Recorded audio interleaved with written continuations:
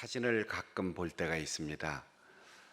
옛날 흑백 사진에서부터 컬러 사진, 그리고 이제는 디지털 사진까지 형태는 다양하지만 볼 때마다 옛 추억이 새록새록 솟아나기도 하는데, 돌 사진을 보면 공통점이 있어요.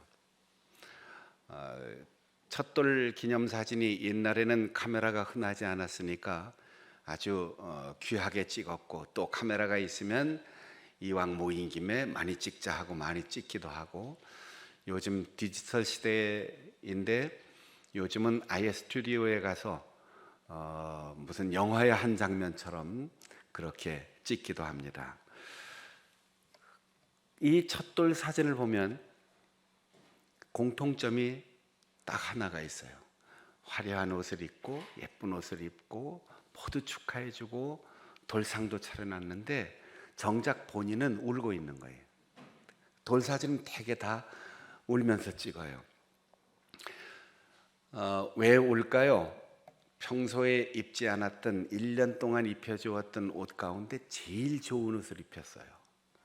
또 여자아이들은 쪽두리도 씌워 주었어요. 세상에 가장 맛있는 음식들, 떡, 알록달록한 선물들 다 차려놨어요. 그리고 온 세상의 주인공으로 모두 저를 주목하고 자기를 위해서 박수 쳐줘요. 그런데 왜 울까요? 이 세상에 태어난 게 서글퍼서? 앞으로 살아갈 인생이 너무 고되고 암담해서 울까요? 뭐 때문에 울고 있을까요? 첫돌 맞이 아이는 아무리 화려한 옷, 아무리 예쁜 옷, 아무리 멋진 장식, 그거 다 소용없습니다. 아무리 맛있는 음식을 준비해놔도 그 아이는 먹을 수가 없어요. 자기의 관심 밖에 있는 것만 잔뜩 차려놨죠.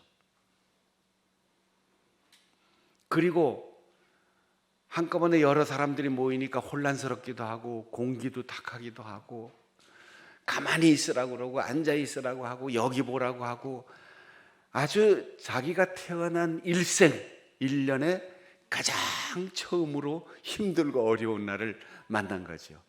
그러니까 우는 거예요. 그리고 첫돌 기념으로 다쳐서 한번 꿰매기도 하고, 첫돌 기념으로 재주가 는다 하지만 감기도 앓고 아주 호되게 질병의 맛을 보기도 하죠.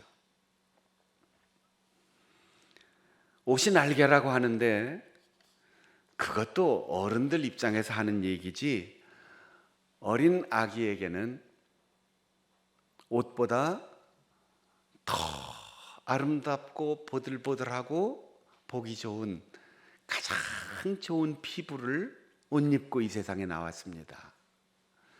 이 세상의 어떤 디자인으로도 그렇게 멋지게 사랑스럽게 할 수 없는 아주 고운 피부 그대로 아이는 그게 제일 좋아요.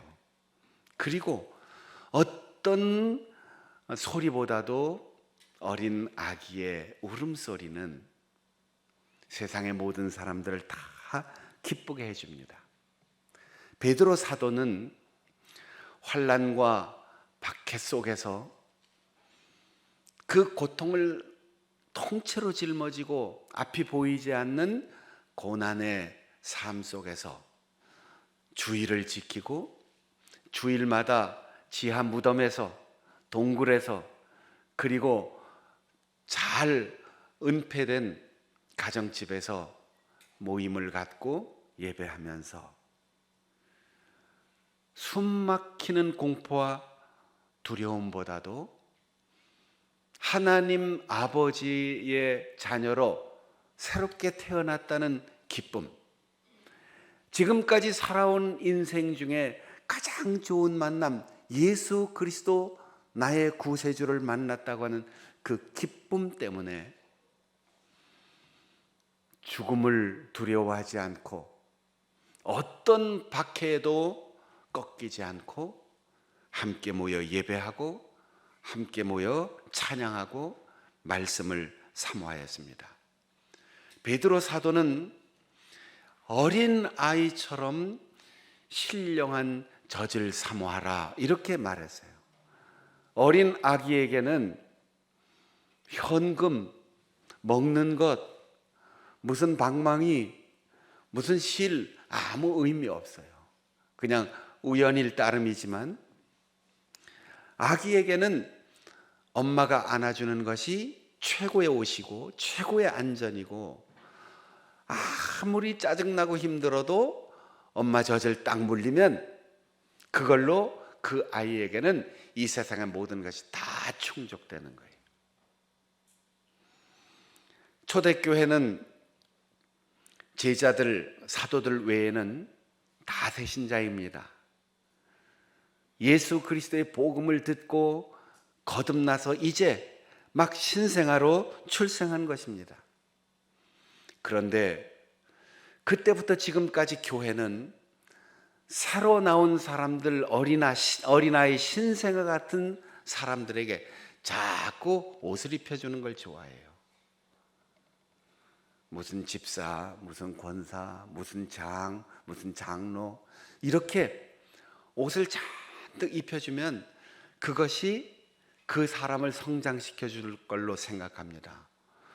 오늘날 한국교회의 모든 문제의 근본은 지도자들을 제대로 훈련시키지 못하고 세상에 목회자로 파송하고 교회에 중심되는 인물로 세운다는 거예요.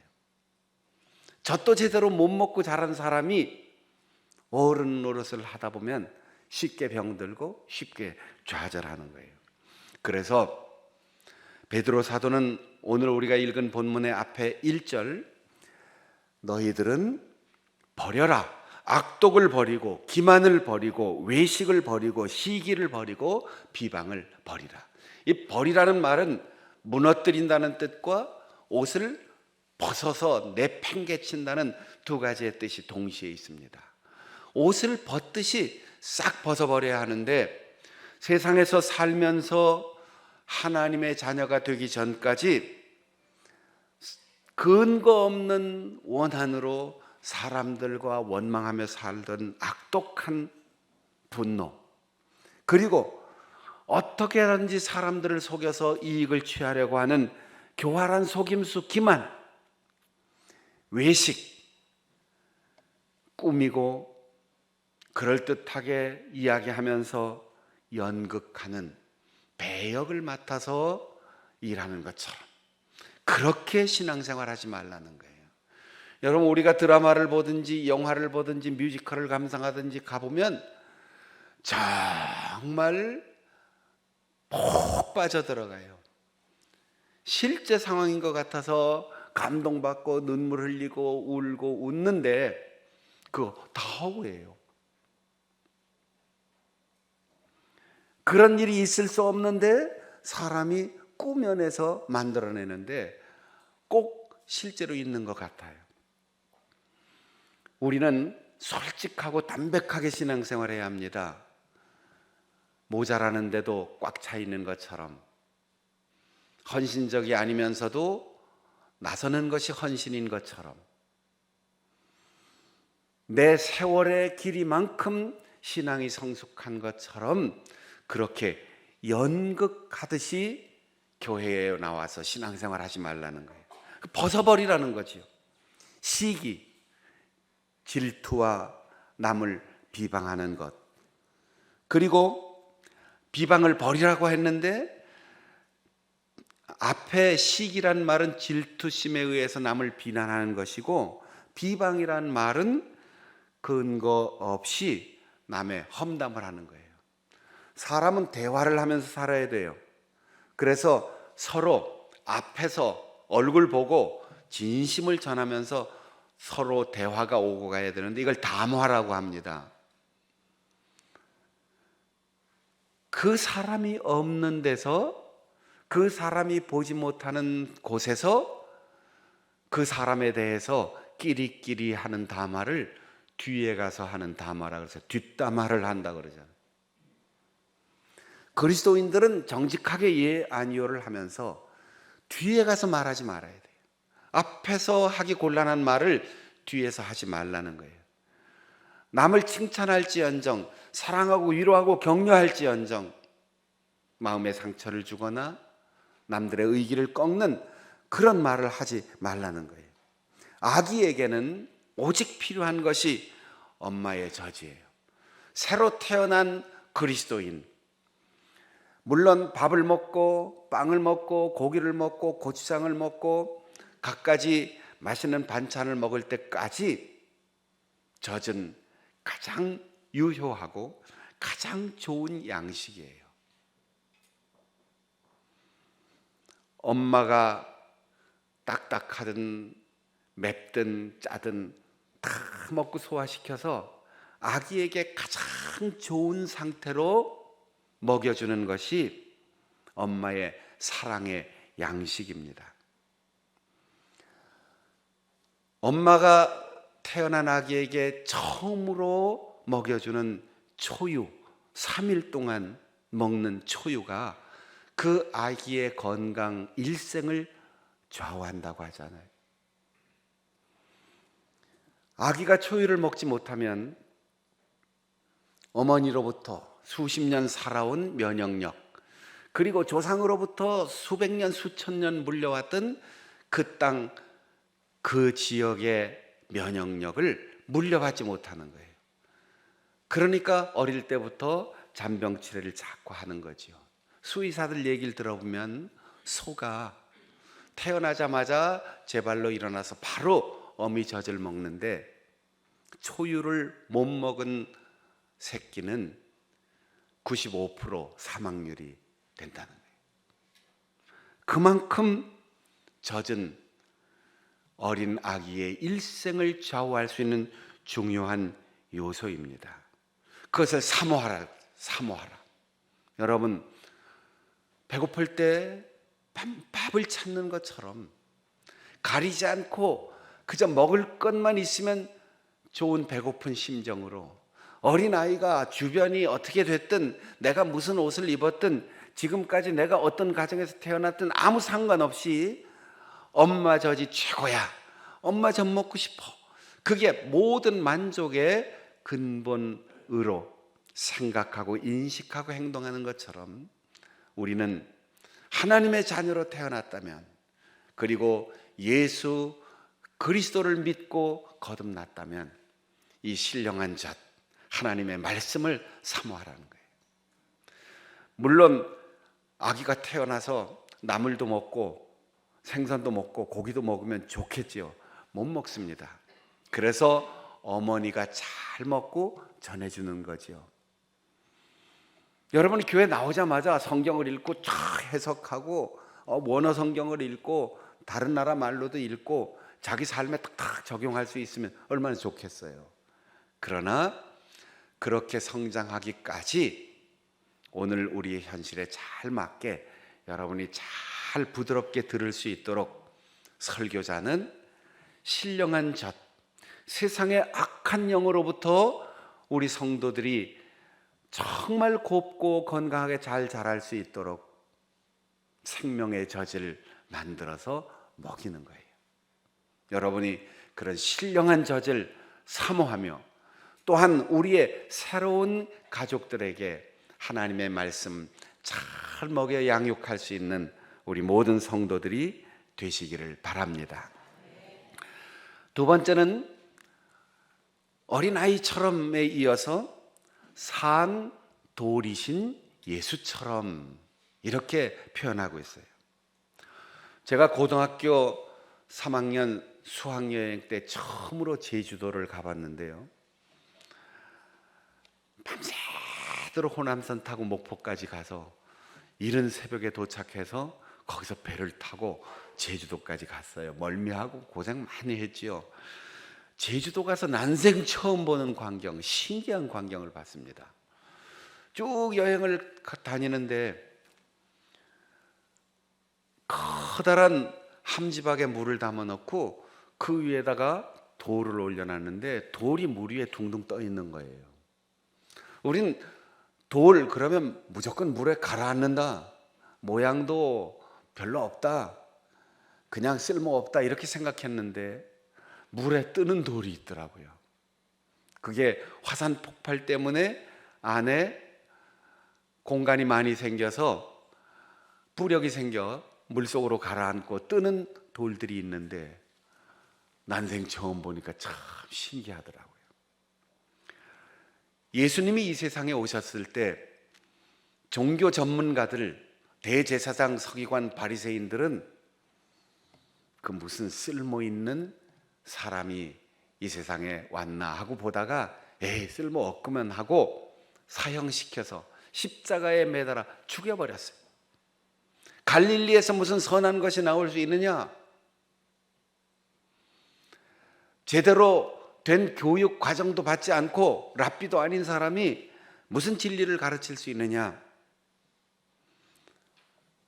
그랬는데 베드로 사도는 전문 건축가들이 쓸모없다고 버린 돌을 하나님께서는 모퉁이 돌 삼으셔서 살아있는 생명의 집을 지었다. 중요한 건 돌의 무게나 돌의 크기나 돌의 생김새가 아니고 그 속에 생명이 있는 돌이라는 사실이에요. 얼마나 기발한 생각입니까? 여러분, 돌 하면 생명, 이 생각을 누가 하겠습니까? 하나님이 성령을 통하여 불어넣으신 감동이 아니라면 감히 비유할 수가 없어요. 예수님은 돌 취급, 쓸모없는 캐내고 골라서 버려야 할 돌 취급을 받으셨는데 하나님께서는 그분 안에 생명을 주시고 물 위에 뜨는 돌처럼 죽음의 세계에 침몰하지 않으시고 다시 살아나 그분을 중심으로 큰 돌 베드로도 생명의 돌이 되고 초대교회도 돌처럼 쓸모없는 사람들이 모였다고 비판을 받았지만 평가절하를 했지만 생명의 공동체가 되었습니다. 여러분, 세상에 존재하는 모든 물건들이 의미를 부여하면 상징이 되고 의미가 사라지면 그냥 물건일 뿐이에요. 제가 뭘 하나 보여드릴게요.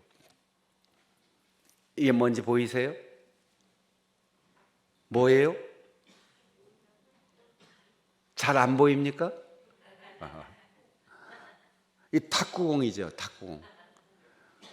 아니, 목사님이 탁구공을 왜 갑자기 들고 나오나? 아들은 축구 선수인데 왜 자기는 탁구공을 들고 나오나 그럴 텐데 그냥 탁구공이에요. 무게도 별로 없고 오래돼서 때가 끼었고 그리고 살려고 하면 별로 돈도 많이 들지 않아요. 근데 여기 사인이 있어요. 1988 10월 양영자. 88년 서울올림픽에 금메달을 딴 양영자 선수가 고향교회를 방문했을 때 제가 그 고향교회 부목사로 있었어요. 지금부터 32년 전에 이리 삼광교회 출신인데 몇 년 전에 우리 교회 간증하러 왔었죠. 제가 이거 한 30년 만에 이렇게 내놔서 보여줬더니 깜짝 놀라더라고요. 아직도 그걸 가지고 계시냐. 그러면 이제 의미를 부여하면 가치가 달라지는 거죠. 탁구의 전설인 사람, 태능 선수촌 촌장, 이 에리사를 후배로 두고 우리나라 스포츠 선수의 크리스찬의 맥을 이어온 사람, 이렇게 생각하면 이거 함부로 취급할 수가 없어서 32년 동안 제가 잘 곱게 보관해 놨잖아요. 돌멩이도 의미가 들어가면 그것이 심벌 마크가 되는 거죠. 여러분, 똑같은 사람이지만 여러분 속에 생명이 들어가고 예수 그리스도를 믿은 거듭난 사람, 하나님의 자녀, 그 생명의 돌들이 모여서 이 생명의 교회를 이루었다고 하는 이 의미가 부여되면 우리는 하나님 나라가 있고 하나님이 계시고 영원한 천국이 있다는 상징물이 되는 거죠. 그러므로 여러분 모두가 산 생명의 돌이 되어서 세상 사람들은 돌멩이처럼 우리를 업수히 볼지라도 저 사람의 인격과 저 사람의 신앙과 저 사람의 변화된 모습과 그 사랑하는 삶, 그리고 어떠한 상황에도 두려워하지 않고 하나님을 바라보며 나아가는 저 사람을 보니까 하나님 나라 천국이 있어, 하나님이 계시구나, 사람이 생명을 가지면 변화되는구나, 이거를 알 수 있는 상징적인 존재들이 바로 여러분들이 될 수 있기를 바랍니다. 끝으로 사도는 너희들은 거룩한 제사장, 왕 같은 제사장인 것을 잊지 말라고 했어요.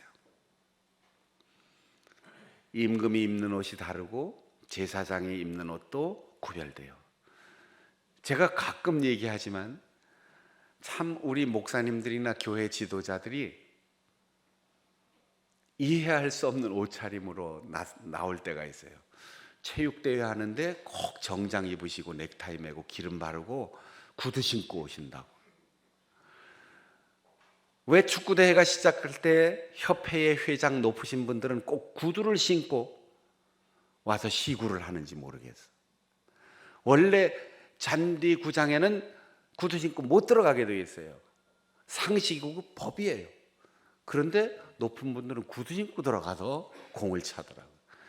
당연히 운동복 입고 운동화 신고 와서 시구를 해야 되잖아요.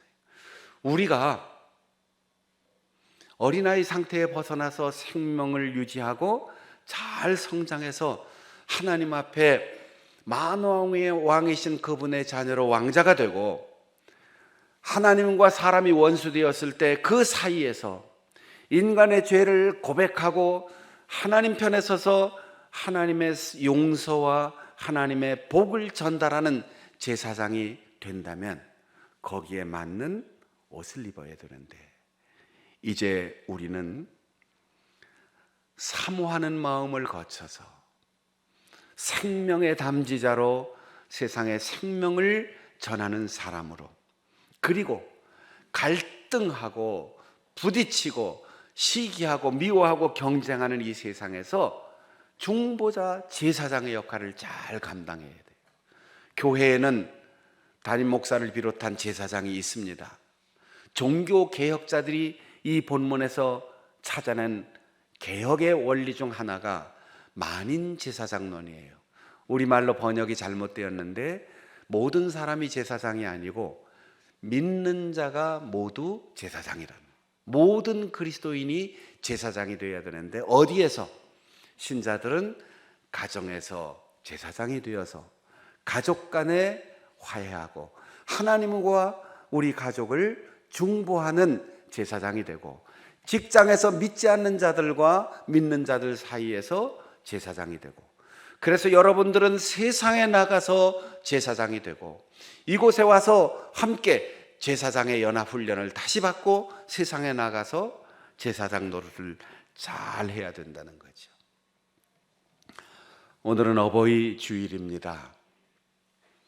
때로는 시대의 흐름에 뒤지고 또 문명의 이기를 잘 사용할 줄 몰라서 촌스럽고 답답하고, 그리고 두뇌 회전이 잘 빠르지 않고 말과 행동도 굼떠서 우리 부모님들은 이제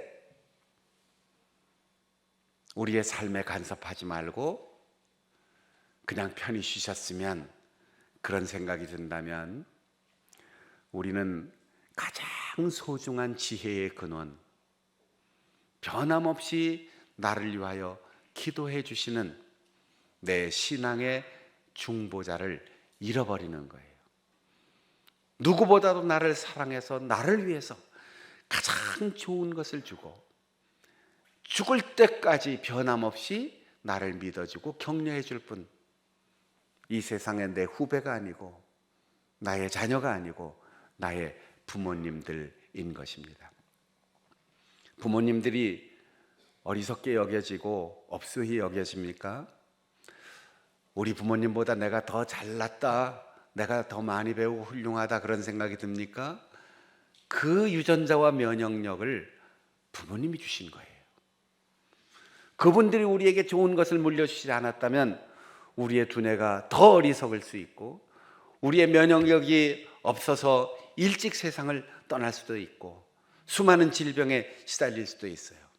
돈으로 계산할 수 없고 수치로 계산할 수 없는 생명의 가장 소중한 것을 물려받은 자녀들은 나이 들매 관계없이 세상의 수치와 계산으로 어떤 것도 따지지 말고, 오늘 내가 호흡할 수 있고, 오늘 내가 이 세상에서 바르게 살아갈 수 있고, 내가 아무리 절망적인 상황에서 모든 사람이 다 등 돌려도 나를 위하여 따뜻하게 손잡아주고 품어주고 용서하고 위로하고 사랑해 주시고 기도해 주실 분, 오직 내 부모님이신 것을 믿고 부모님의 사랑을 깊이 다시 살리며, 또 여러분도 모두 그렇게 좋은 부모님으로 살아갈 수 있는 우리 모든 성도들이 되시기를 바랍니다.